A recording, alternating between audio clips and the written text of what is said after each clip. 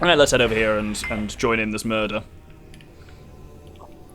So one of the reasons, viewership, that I kind of stopped reading the history of the Lord of the Rings is that after a certain point, Tolkien kind of just nails it. Which was really... So, like, there's 5 volumes to the history of the Middle-earth that pertain to the writing of the trilogy of the Lord of the Rings, right? Which is a really strange sentence to say, but hopefully that makes sense. But basically, once he gets to Lorien, he writes out a draft of the story that is almost exactly what actually happens in the rest of the books. So he basically just keeps writing, and almost in the first draft puts down what becomes the Lord of the Rings trilogy, which is a really strange phenomenon. So he writes out what's going to happen from Lorien onwards, and it seems to be that, like, he already knows that Cirith Ungol is a thing. He already knows that Frodo's going to be detained by some spiders. He knows that Sam's going to take the ring from him but think that Frodo is dead. And this is all when he's at Lorien, and he just kind of maps all of this out right from the get-go. Yeah. And it springs from very little. So arguably Lorien was also the point of no return from a writing the Lord of the Rings perspective. Yeah, I mean, there's a bit more to be learned, I think, because he doesn't have that clarity for Aragorn's journey at that stage. So, like, at that point, he still conceived that there'd be like a Gondorian civil war between Aragorn and Boromir, which sounds really cool, actually. Yeah, that could have been interesting. And you can see how that's a kind of precursor to characters like Grima Wormtongue or Denethor, for example. But, like, I haven't read that far because, like, the amount that I was learning relative to the amount of reading that I had diminishing to do returns. Yeah, because he starts nailing it, it means you've got to read hundreds and hundreds of his notes to get anything that you didn't already know was going to happen, and it was becoming very laborious. I love you, viewership, and I want to research for these series, but I've got other things to do. Not that you're not worth it, but I was done now. So yeah. I didn't realise this, but did you know, Doctor, that Lorien exists in a sort of, like, time warp? There's a whole thing of, like, when they're in there, they come out and they're like, but no time has passed. And then Frodo says some line about where Galadriel wields the Elven Ring, and Aragorn's like, you can't just say shit like that, you idiot. Yeah, I never realised this. Heavily, but You have, but in all the many times that I'd read Fellowship, I'd never actually resolved, or never actually caught up on that. Yeah. That the reason that Lorien is so kind of weird and trippy and special is kind of time locked by one of the 3, yeah. Yeah, exactly. It exists out of time. And the way that, in one of the drafts that Tolkien explains this, is like the orcs that come after them, like, they come in on a certain date and they leave on a certain date, but that doesn't make sense to the Fellowship until they realise... Like, the moon's wrong, I remember being a thing, yeah. Yeah, that time is fucky here. Which is, like, as good a use of the power of the 3 as anything, I suppose. Yeah. And it's kind of the idea, you know, that Lorien is in that time lock, which also kind of makes it vulnerable, and that's, in a way... Basically, it's one of the issues is Tolkien always has to come up with reasons of why the elves aren't intervening. As you say, like, they've got all these incredibly powerful elven lords, and you kind of have to have repeated story conceits for why they aren't involved. Yeah, and the idea that Galadriel's basically happy in her little time lock, where she's kind of forestalled the decay of the elves that's happening elsewhere, but... Yeah, I've never really understood the temptation of Galadriel. Like, could you explain it to me better, Doctor? Because I know that, like, she's tempted by the ring, and then when she resists the temptation... Yeah, I guess it's because she could, you know... She's almost enough to rival Sauron. Like, she could attempt that, and is one of very few beings who could conceivably actually overthrow him, and then in place of a Dark Lord you would have a queen and all of that. Not dark, but beautiful and terrible as the door. I do really like that scene, yeah. Oh, it's tremendous. It's done so, like, it's very different in the films to how it goes down in the books, where she just basically says that shit rather than, like, turning into a psychopath, but it's done particularly well in the film.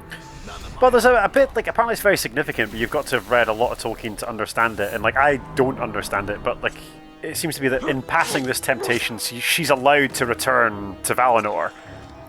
And, yeah, there's a very complicated lore reason for that I don't understand.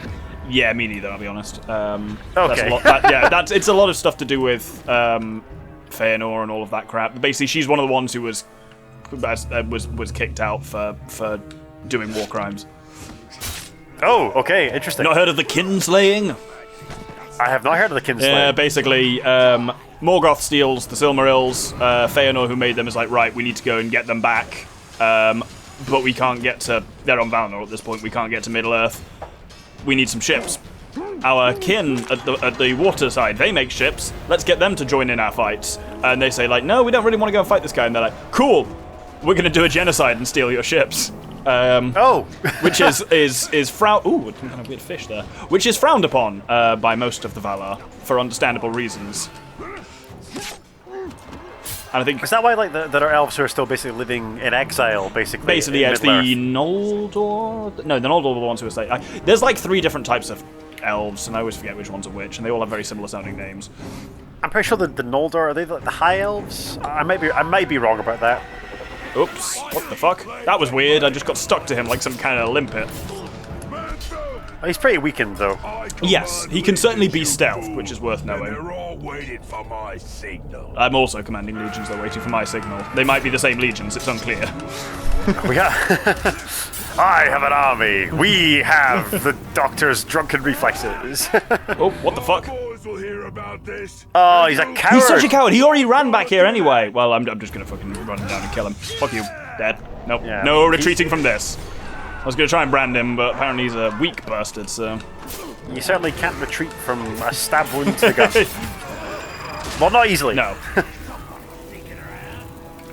Yeah, I know that. We've talked about it in the show before, like how Thranduil, for example, is like many times older than Elrond is, Yeah. but like no one gives a shit about Thranduil because he's not a high elf. Yeah, he's a wood elf. He's a trashy, like trailer trash wood elf, and therefore nobody cares about him. Played by that. Wait, one of the very few people who plays an elf and doesn't need any camera tricks to make them look massive. Yeah. Yeah. You're a big fan of his, actually. Yeah. The Pie Maker, some call him. I don't get that reference. But sure, it's what he's kind of famous for. Is there was a show long before that and before he was Ronan in the Marvel stuff that was called Pushing Daisies. Oh yeah, where he can see dead people, right? He can bring them back to life. There we go. If he touches them, they come back to life. But if he touches them again, they die forever. And if they stay alive for more than a minute, then someone else nearby randomly dies. We spoke about this before. I think so, yeah. Yeah, and that's what I know him from, where he's like a completely different character to either Thranduil or Ronan the Accuser. We spoke about this on the Marvel Lego show that we did. Yes, that was it. Yeah, it's a good series. We're quite pleased with it. It's not a great game, but we enjoyed I've still got the game recording it. installed. We can return to that anytime you want. Yeah, as long as it's not actively broken like it was last time. It was like, oh, yeah, you have to do the stuff in the right order, or you'll just fucking lock yourself out with a 15-minute reset, which is kind of bullshit. Yeah. I mean, we kind of half started that series viewership. If you guys want us to go back to it, tell us in the comments. Like, do you want to see more Marvel stuff? There's probably some other games we could play on the channel that are Marvel related. Because I've got a shit ton of Marvel knowledge that we still haven't discussed. Yeah. So, here we are at the mission for Lamlug, and he has only one bodyguard who we've got. So I'm fairly hopeful that we can do this fairly well. What's Lamlug's? So he's a 15, and what's his bodyguard's power level? Well, he's owned. This an 8 or a 9 or something like that. But he's owned by us. So. But I think I'm not going to activate him. I think I just want him to be there to take the to be the successor. Right, okay. So, but I'm thinking because if he tries to challenge him in combat, he'll probably lose. Yeah, exactly. That's what I was thinking. Cool. We're of one mind, Doctor. Excellent. So we've got to draw him out by burning his supporters, which is pretty fucked up. Talion just getting darker and darker. Yeah. I wish the game had made maybe more of a thing out of this. I thought this was going to be our whole character arc for a bit, that Talion was going to have to do progressively worse and worse things to avenge his family. It doesn't feel like there's been much of a character arc in this. No, I don't really like Talion as a protagonist. He's just a bland protagonist man. Yeah, I mean, Celebrimbor has been interesting. Yeah. I'm not so if only because he's a known character anyway, so it's cool just watching him do shit. Yeah. His voice acting's been really good. Like the flashbacks have been gorgeous. I really like the look of the design in those. Yeah, where you see him like going 1-to-1 with Sauron. Yeah, Gollum's been cool. Oh yeah, I forgot Gollum was in this. Dude, are we gonna play through the Gollum game when it comes to that game, which is bafflingly a thing?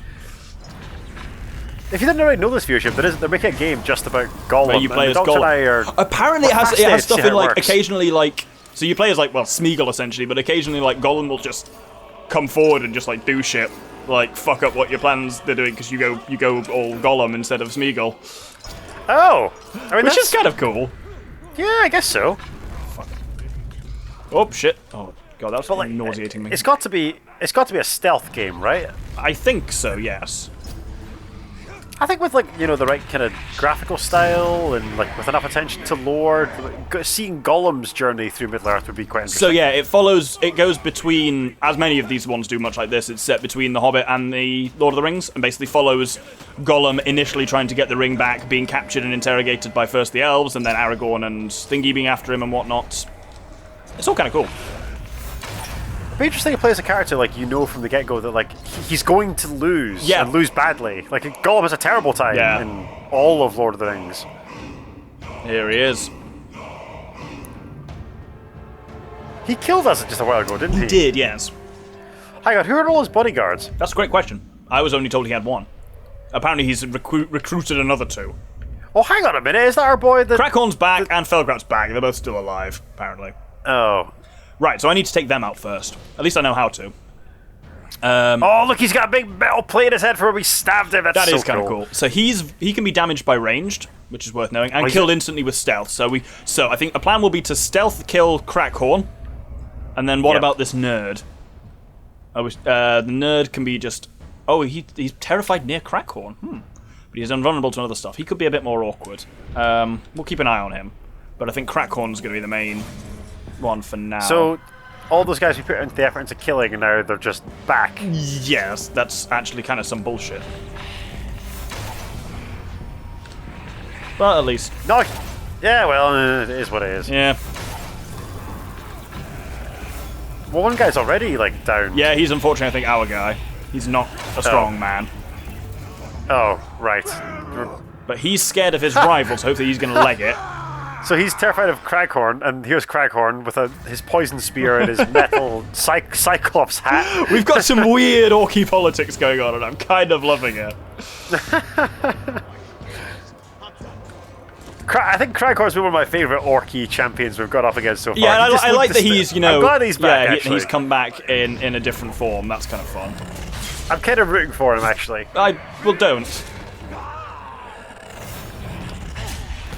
It's usually at this point in the series that I'd be like, hey, Doctor, I'm going to bet you a shot that Crackhorn kills you, but I've got to go to work tomorrow, so... Oh, here we go. Oh, shit. Well, that didn't go well at all. Did he throw something at us? No, I'm just out of elf shot, and I thought I wasn't out of elf shot, which isn't great. No, we probably don't want to fight all these guys I'm trying to not. Oh, fucking bollocks. Well, no. Run away, climb the building. There we go. Clang. Yeah, you can see people throwing shit at me from behind. Right. Hey, stop that. Chucking shit at me. Yeah. Right. I got to the point in the history of Lord of the Rings where the Galadriel was introduced for like the first time. And I thought she'd be more interesting, or like the conception of Galadriel, like the process by which Tolkien writes her would be more interesting. But it's not. No, that's a shame. No, it was kind of disappointing. Like, he just kind of writes her the way she is in Fellowship. Huh. The most we get is like he changes her name a few times. Like originally, her husband, who wasn't always called Celeborn, or sometimes he was spelled Celeborn with a K, which I think is cooler. That doesn't feel very elvish, though. I think elvish has a K. No, it's quite hard. Oh, our guy's dead. Harsh. That's not great. Oh. I don't know why he was what even happened for that to be a thing. Because we didn't activate him, did we? No, or at least I didn't intend to. It was giving me the option, well. but I specifically did not do that because I knew he was soft. Weak. Right. Okay. Let's try that. No matter. But yeah, I think originally like he has the idea that the Lord of Lorien is the real power, and then like, he settles in sexism, excellent.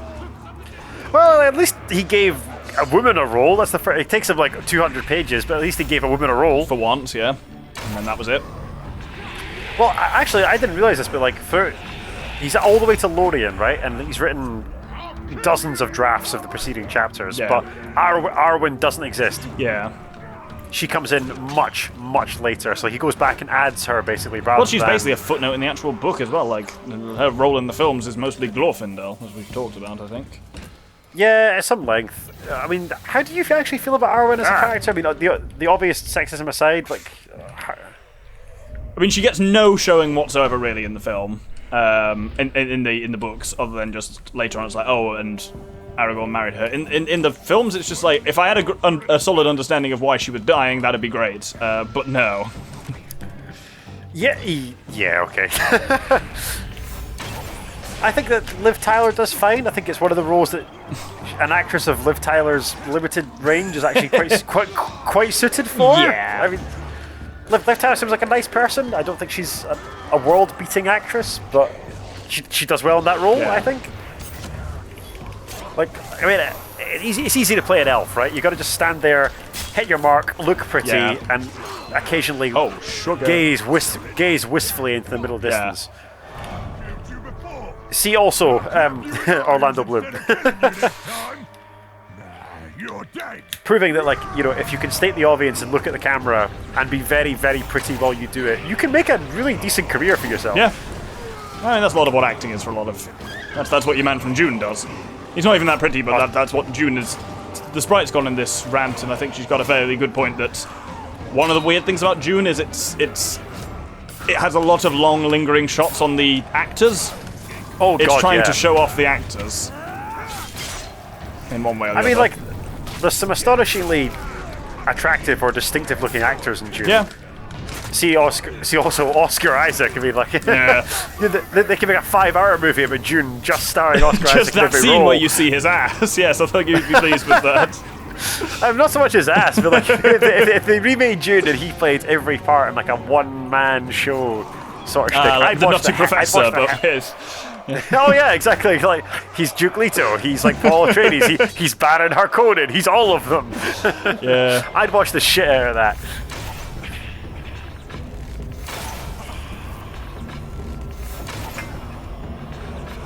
Is our boy invulnerable to range? No, this guy is very much vulnerable to ranged, which is why I'm relying on that, to be honest.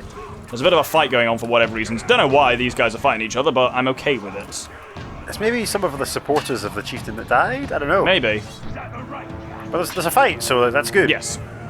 Stealth him. Stealth him. Oh, he doesn't. No, I think he's. Oh no. What the? He was on the ground. He was literally on the ground. He could be stealthed. I know he can, but the game was like, no, we need to show you who he is first, and then we can stealth him. It's like, absolutely not. Ah, Jesus.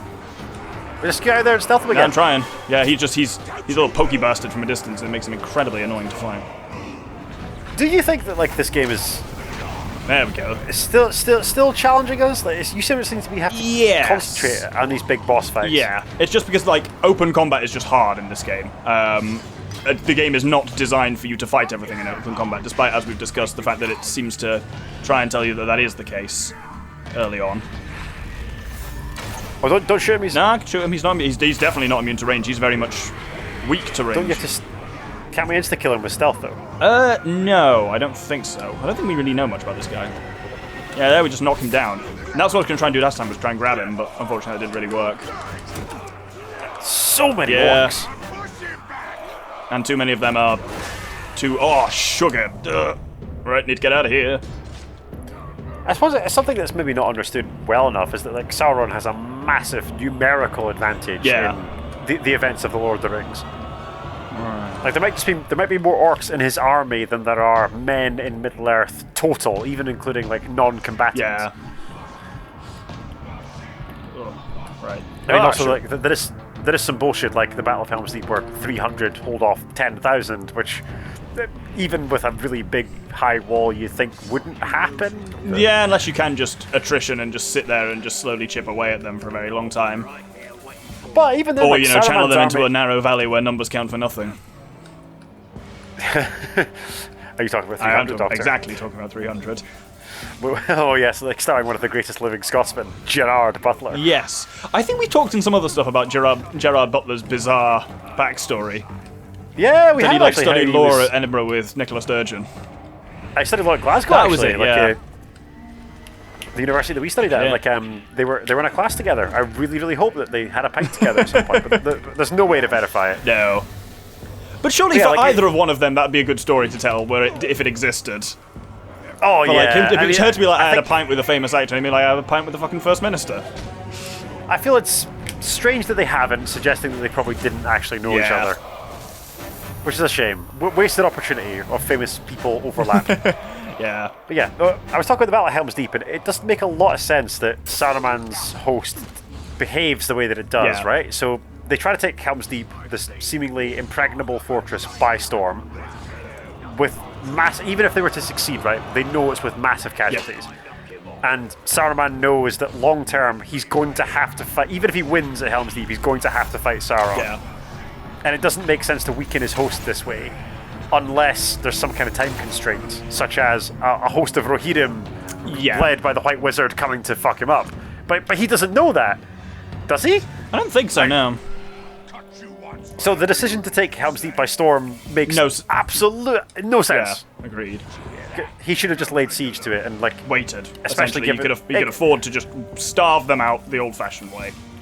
Exactly, because as far as Saruman is concerned at this point, he's weakened Rohan to the point where his people are in disarray, his military might is dispersed. There's a weak king as far as he's concerned on the throne. Yeah. He just wait. Gandalf is nowhere. Gandalf is nowhere to be seen. He doesn't know where he's gone. Maybe he's gone off to Minas Tirith, but he could just wait it out, and then his host will be more or less intact for when he has to fight Mordor. Yeah. But he doesn't. He doesn't do this for reasons that don't make sense to me. And I know it's because JRR wanted the cool charge, at the first light or the fifth day, etc., etc. But it, militarily speaking, makes no sense. Right, let's see if we can grab this guy quickly. He's green. Yeah, exactly. now, That's what I'm thinking. Meaning we should be able to get him. Yeah. As long as this guy doesn't get me first. Oh, balls. The issue is he's too close to his master physically. Let's see if we can draw him out here a little bit. We just need Craghorn to get there before Lumlug. That's what it comes down to, but they are sticking close together. Like glue. Oh, look at that spear fly right through the air. That was kind of cool, actually. Oh, right. Oh, shit, I was hoping you'd stay up there for a bit. Jesus Christ, there's a lot of them in there. I kind of liked it when they were fighting each other. I mean, I suppose if it came down to it, you could sneak around and just that's the plan. brainwash a bunch of Urks to try and help us out. Fuck. Bollocks. Ah, shit. The shield dudes seem to be quite powerful. They're just really, you gotta really think about how you're fighting them. This isn't gonna work. Absolutely not, yep. Ugh, fuck! God, guys, fuck you up so quickly now. Is there a way just to, draw him out, him and him alone? The issue is, once you've started a fight in this game, it seems to be really hard to go back into not fighting mode. Have we got some magic elf herb? The herb. I can just wait. And that's the thing. It's I can wait, but they don't really go away as such. They just kind of. I was thinking more to get our health. Yeah, back. yeah. I'm going to do that by branding people as well. That's the advantage of, as you say, going around and building up somewhat of an orky force. Is also that heals me every time I do it. Oh shit! That didn't go well at all. Are you just too drunk again, Doctor? Are we back to? Are we I've had back half to a this? cider. Pathetic. I know. Ah, shit. I mean, I'm calling you. I'm saying this is pathetic, but I've yet to attempt one of these games on the channel where I've actually got to play a AAA title well. So you know what? I'm gonna shut my mouth. This guy. Why not? Gura Drula. What the fuck kind of dumb name is that? Gura the Drula. Oh, he's gross. Yeah. Disgusting. But we don't want to. Yeah, I was trying to brand him, but the game was basically said no, which was slightly bizarre. But there we go. There we go. You don't really use the area attack much. I always forget about it, and it's a really awkward combination of buttons to press. A and X. Is it A and X? Yeah. Yeah. Oh, no, I'm not charged anyway, so I can't do it. Try it and look at that. There we go, yeah. That's what we want. Use that more. Yeah.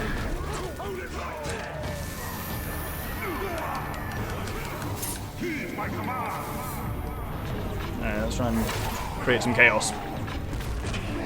Arrows, arrows, arrows.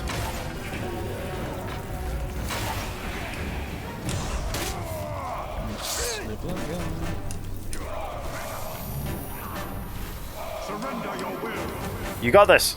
Yeah. Oh, I think I'm fine. Yeah, definitely. Are all the dudes that you've been combat draining, they're brainwashed they're out as well? now, yeah. As long as I activate nice. them, yeah. Okay. Do you want to let the Category out as well? Yep, that's the plan. I just need to get some distance a little bit because I don't want to be in the line of that. Yeah, basically you need to activate people once you've branded them. But Did the Category actually? Oh yeah, it did. oh yeah. Oh, remember we can ride Caragor's Doctor. Yeah. I'm not sure I can be asked, though. Now let's remove other targets that the Caragor could possibly go for so that it goes straight for your man. I'm going back to my lads. Oh, fuck off. You're not going to retreat, are you? Jesus. Well, at least that means this guy's much easier to take out. Is he terrified of Caragor's Lamlug? I don't know. He said he was retreating, said I'm going back to my lads, but that seems to have not necessarily been true. I mean, he is an But orc. He is he's an leaving, orc. that's good. Yeah. He can't wait to get stuck in with the boys. Boys. Oh, fuck's sake. Caragor just Really- seems like an absolute beast. Yeah. How can we kill him? Surely combat finishers. Yeah. Oh, so we don't even get a chance to keep fighting. No, but we can get his ally, which is what I'm trying to do here. Is basically kill everyone here, and then I'll just brand this guy when it's safe, essentially.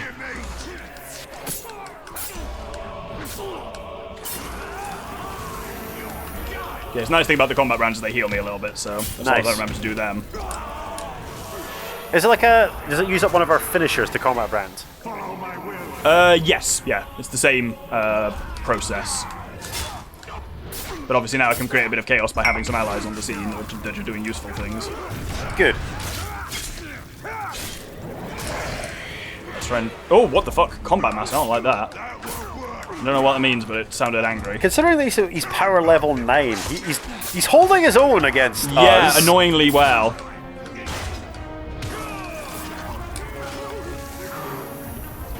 There we go, making some headway. Yeah.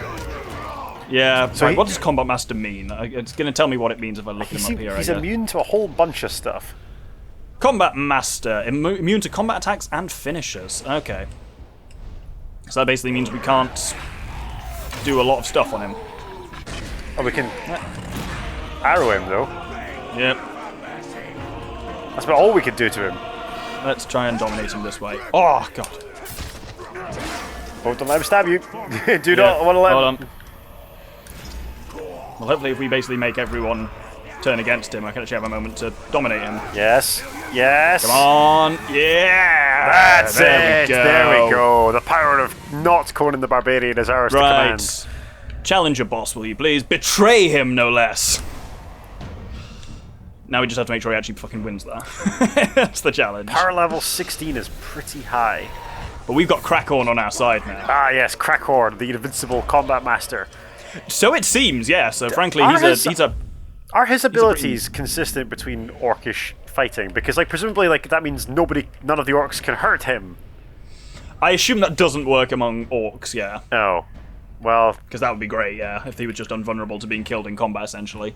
because, like, presumably, if he's a combat master, the only way to hurt him is with stealth attacks and ranged attacks, which Yes, which which it orcs says don't there, yeah. have. Yeah, well, some of them do, but yeah. Well, Oh, okay. obviously, we want to be involved in this fight as well, just to even up the odds as much as we can. Remind me what the War Chief's deal was. What's he immune to? Oh, we don't know. I really thought I could have figured that out. We don't know anything about the Orc Chief. No, I mean... He is I immune to had- range. You shot arrows at him, he's immune to range. Yes, we know he's immune to range from bitter experience, yeah. Oh, and I've got an ability point as well. Let's get some of this stuff on the final thing. Oh, definitely. Because some of these look very cool. Shadow Strength Chain, Quick Draw, Wraith.